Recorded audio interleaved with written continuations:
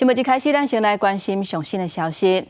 每一年3月份至5月份是金门较大雾的时期，只要影响到能见度，金门对外交通都会受到影响。亲像昨天因为大雾的关系，台湾往回金门的飞行机都有31班取消，影响2600外个人。也那小三通嘛受到影响，金门港务处昨天公告31归港停驶。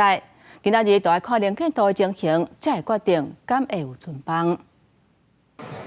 机场的大厅客满人，礼拜暗真侪旅客赶大包小包的行李，伫咧候补柜台等。电子看板显示，敢若是要等候补转来台湾的人就超过1000人。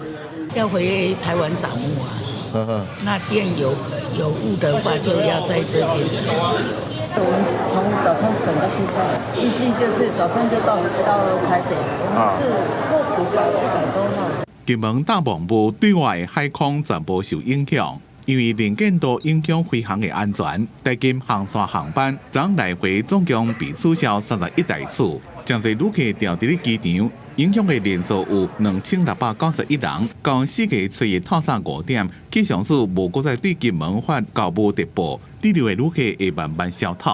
可能礼拜4到的时候，当下可能就是可以先预判一下，大概可能会有多少几率会有这种情况出现，这样子，可能就变成说不会玩那么久了，就是可能隔天就回来了。小三通也受影响，金门县港务处31日下昼公告，规港拢停航。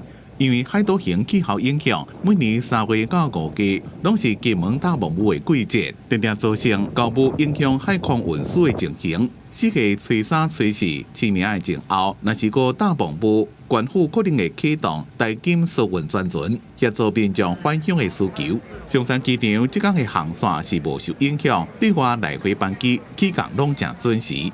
记者综合报道。